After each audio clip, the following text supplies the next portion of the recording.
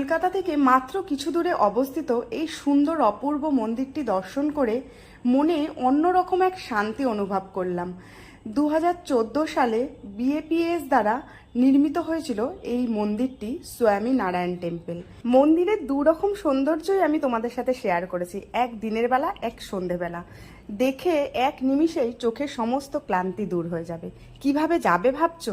শিয়ালদা থেকে মাঝেরহাটগামী যে কোনো ট্রেনে উঠে পড়ো, তারপর মাঝেরহাট স্টেশনে নেমে 1 নম্বর প্ল্যাটফর্ম থেকে বেরিয়ে দেখো ফ্লাইওভারের নিচ থেকে গিয়ে এখানে বাসগুলো দাঁড়িয়ে থাকে। স্বামীনারায়ণ টেম্পল যাবে কি না জিজ্ঞাসা করে বাসে উঠে পড়লাম।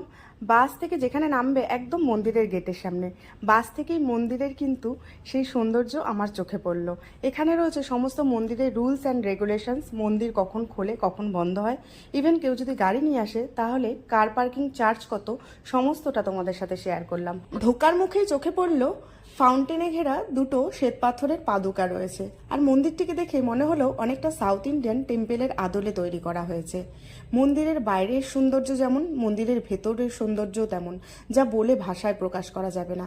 মন্দিরের বাইরে মোবাইল ক্যামেরা অ্যালাউড থাকলেও মন্দিরের ভেতরে কিন্তু অ্যালাউড ছিল না, তাই তোমাদের সাথে ভেতরের সৌন্দর্য শেয়ার করতে পারলাম না।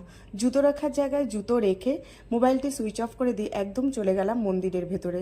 বসে রইলাম অনেকক্ষণ। এখানকার স্নিগ্ধ পরিবেশ আর মন্দিরের অপরূপ সৌন্দর্য সবটাই উপভোগ করলাম।